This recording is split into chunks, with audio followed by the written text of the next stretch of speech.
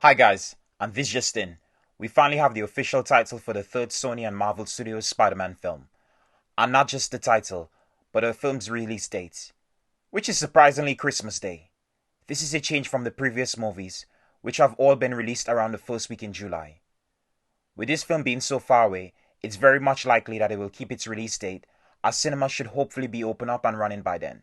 Okay, so the build up to this whole reveal was really well done. Having the cast, Tom Holland, Zendaya and Jacob Batalon, tease fans with the fake titles on their Instagram account, has to be the biggest trolling any of the casts have done to promote a film, especially with all three posters they released having a different title from each other. There was no way of knowing at the time which of these three titles was real or not.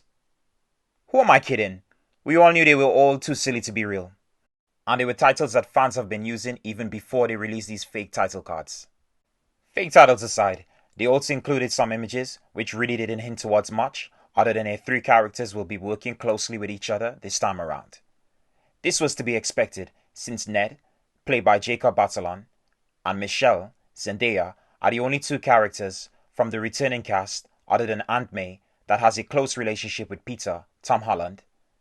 Ned is Peter's best friend, and Michelle is Peter's love interest, as shown by the end of the last film, maybe even his girlfriend by now. This is easily going to be one of the most anticipated MCU releases of the year, because of what we know about this upcoming third entry in the franchise. First, Spider-Man will be teaming up with Doctor Strange, which is something fans of the comics must be salivating to see. While Doctor Strange didn't seem too impressed with Peter in Infinity War, I imagine their relationship in this film will be much better than that initial first impression, especially with Doctor Strange taking on a mentor role like Tony and even Nick Fury played in the previous two films. Although technically it was his Skrull in disguise as Nick Fury. Never mind, moving on.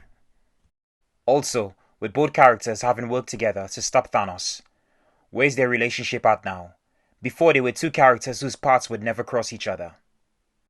Second, okay, this one is just balls to the wall crazy for Marvel, but with what they've been doing in WandaVision, it shouldn't be any surprise as to what they're going to attempt in this film. We are getting villains from two different eras of Spider-Man films.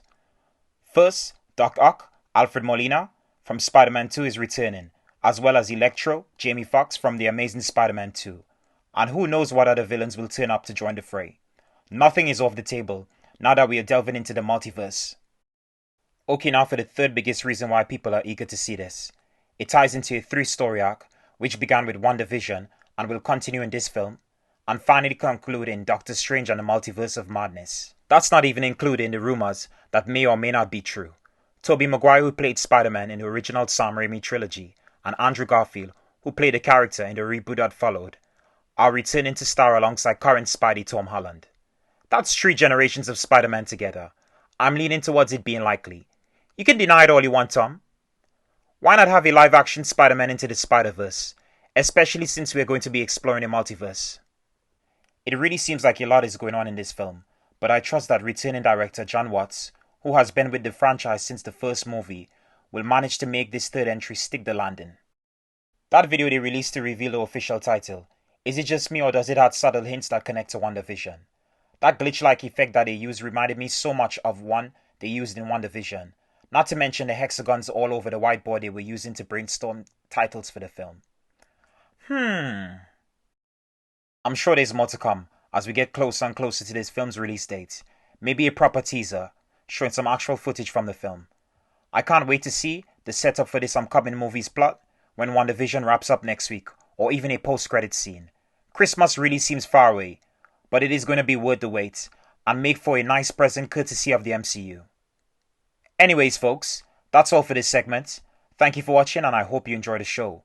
Please feel free to subscribe, like, and comment below. And hey, maybe this wasn't your cup of tea. And that's okay. Just remember to take care and stay safe.